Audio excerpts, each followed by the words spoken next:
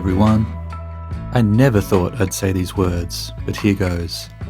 E1M1 has a new world record. Jukebox's 19-second run, recorded 6 years ago, was undoubtedly the most famous demo in all of Quake, and is still widely considered one of the most impressive speedrunning achievements in any game. This week, after a marathon grind, Kisimov did the impossible and broke yet another full second barrier. In this video, I'll show the new discoveries which opened up the map again after all this time, and the unexpected path Kisimov took to make 18 seconds a reality.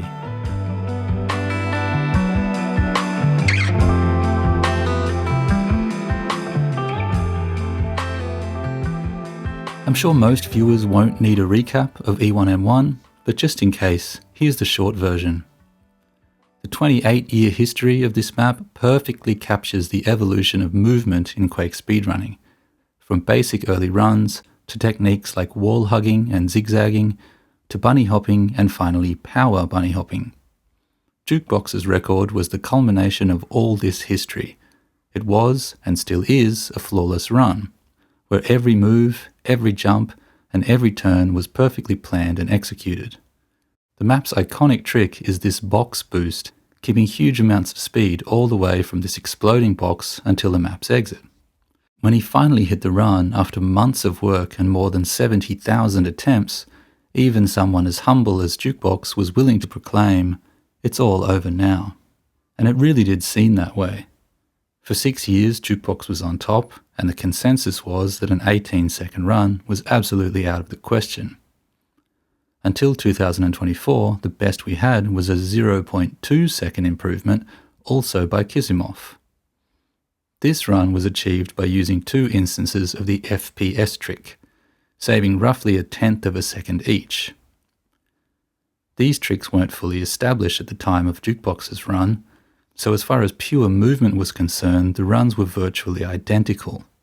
No one had come up with any relevant way to improve Jukebox's movement, even by the smallest fraction of a second.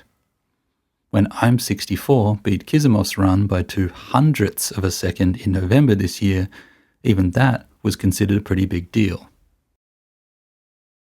To understand how we suddenly got from this point to an 18-second run, we're going to take a detour to somewhere I'm sure no one expected: the Nintendo 64. Aside from hosting most of the games which defined my childhood, the N64 also had a pretty decent and technically impressive port of Quake. Many levels were removed or simplified, but it still had the core gameplay we all know and love. This N64 port of Quake was then added back as a mod to the modern remaster for PC. Earlier this year, the Quake Done Quick team, including Kisimov, thought it might be fun to experiment with speedrunning this PC port to see how it would differ from the original game. On E1M1, the basic geometry of the map is identical, just slightly less ornate. But there was one small and very impactful difference in the gameplay. Instead of exploding immediately like in the original game, in this mod, the box here had about a half-second delay between being shot and doing damage. This made it significantly easier to set up the boost. In the original, you had to do an instant 180 turn to keep your speed and control the direction of your boost.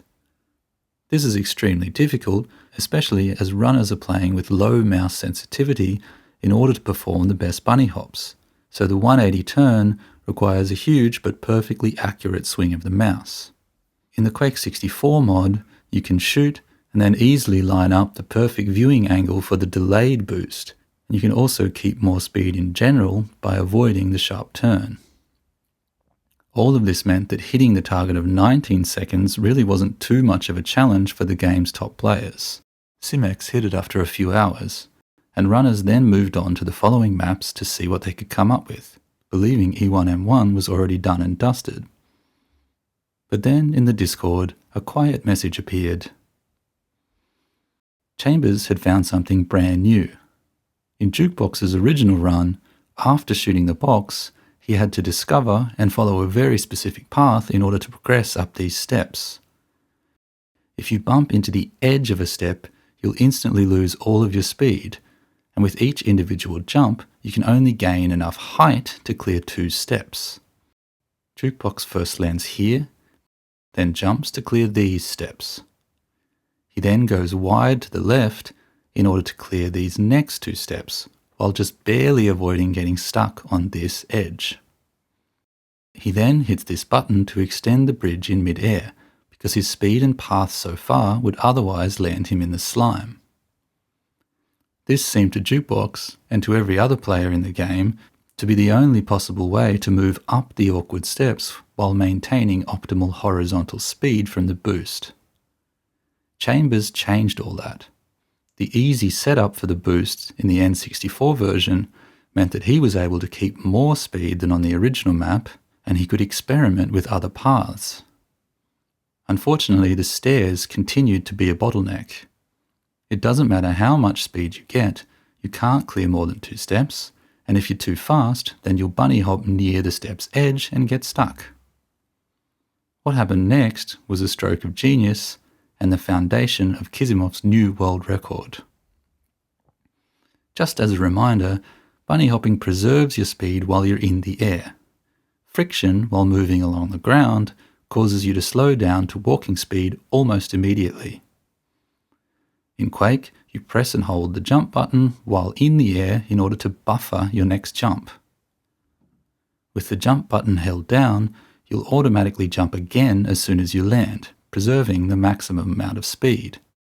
So in Quake, you always buffer your jumps, because failing to do so means losing all your speed. But here's where Chambers' genius kicks in. If you have a really large amount of speed built up, and you land without the jump key pressed, for a split second you will slide along the ground, decelerating to a crawl, but still maintaining some forward motion. Crucially, this sliding is just like normal walking as far as the engine is concerned, and you will walk up these 2 steps as if you were simply pressing the forward key. If you were to buffer a jump here, you would instantly get stuck. But if you don't buffer, slide up the steps, and do a new jump a split second later, you can start a new jump sequence from the top step. From landing to sliding to pressing jump at the top, you have a window of just a few frames, and for the optimal path, you have to jump exactly on the 3rd frame. The precision required is robotic, down to hundredths of a second. But it is possible, and this tiny optimization, more or less invisible to the untrained eye, was the revolution needed to push E1M1 to new heights. Instead of hitting the button in mid-air, Chambers could save a jump and sail completely over the slime pit, which also meant he could take a better line and preserve even more speed leading up to these 3 buttons. And in fact, he found a second small optimization here as well. The extra speed meant that at the 2nd button, instead of landing on the flat ground as Jukebox did, he could actually land on the ramp just below it, gaining even more speed from the downward slope. By Chambers' calculations, he'd saved about half a second over the standard route. Add to this the 0.2 seconds we already knew could be saved with FPS tricks, and you're suddenly down to a theoretical 19.2 second run.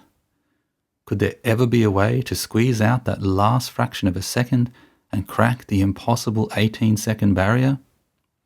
I, for one, was already convinced it could be done. The very same day, Kisimov posted this.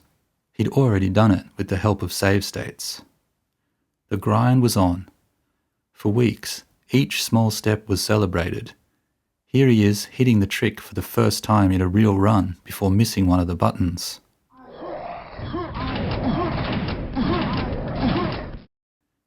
Here's the first successful completed run using the skip.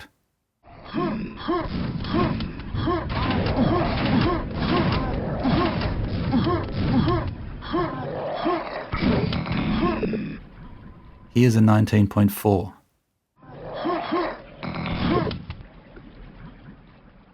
Here's a 19.1.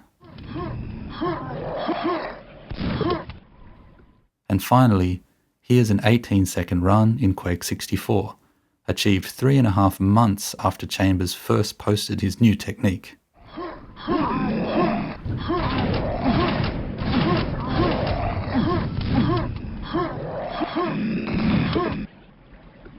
This was cause for a celebration, and it was a massive achievement in its own right, one of Kisimov's best ever demos.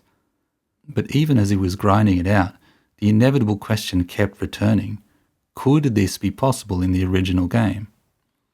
At some point during the grind, Kisimov moved over to the id version and managed to hit the 18 by saving directly after a perfect boost. It was officially possible.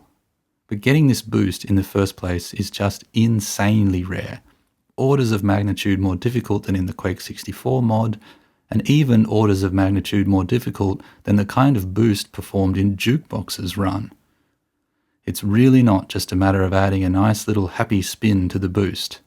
It's an instant 180 flick to an exact point at the exact moment while keeping the maximum possible horizontal speed without losing control.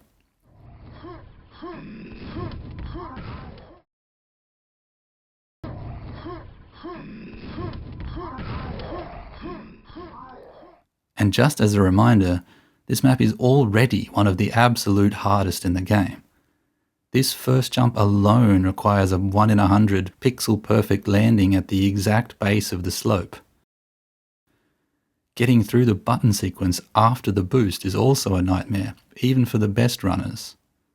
In this last tunnel, you need to land exactly here at the base of this slope to preserve speed towards the exit. And then you have to hit a perfect FPS trick at the end as well. Still, no one has played more E1M1 than Kisimov. Remember that he's also responsible for the 22-second nightmare skill run on this map, one of the most painful RNG grinds in all of Quake. Plus, he'd already improved Jukebox's time by a couple of decimals. Plus, he had just hit 18 on the N64 version. If anyone was going to achieve this, it would be him. Slowly but surely, he started to approach the record. This 19.4 second run was still a long way off, but it was a glimmer of hope. Other times he was on pace for an 18-second run, but failed after the boost.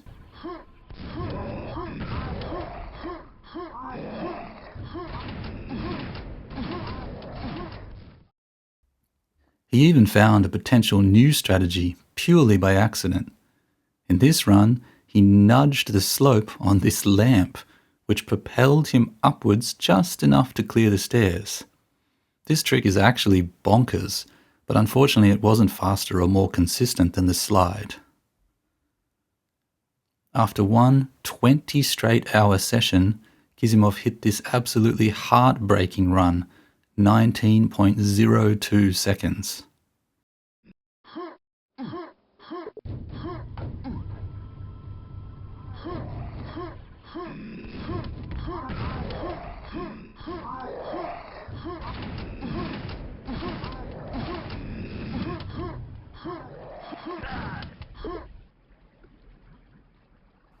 We can only imagine how that felt. But redemption came the very next day. After hundreds of hours of preparation, planning, practice and attempts, Kisimov finally hit the one Quake speedrun no one ever expected to see.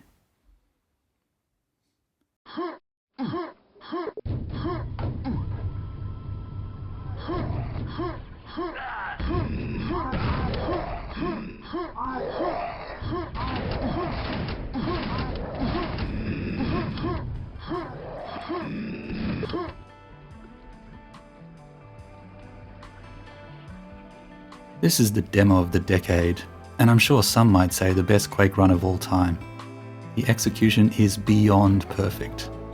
The fact that a human was actually able to produce this with a keyboard and a mouse will never cease to amaze me. This is one of the most important pages in Quake's history book, and I'm glad I could watch the story unfold. Congrats Kisimov, and GG.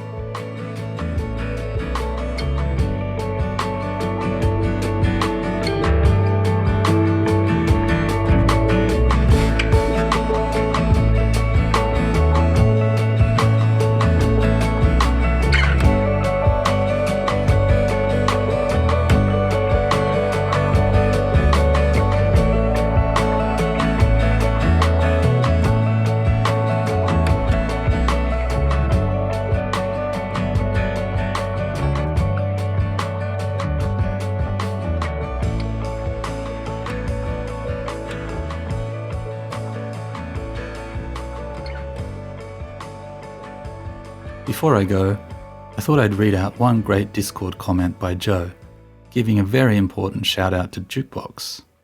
Joe writes, 5 years ago, Connie took total ownage on E1M1 by conquering all 4 categories at the same time. As of today, there's no E1M1 record to his name anymore. I just thought to remember this. Without him, the Quake speedrunning community wouldn't be the same, and this insane progression with such talented players like Kisimov may not have happened. So, long live the king. I couldn't have said it better. Thanks Joe, thanks Jukebox, and thank you all for watching.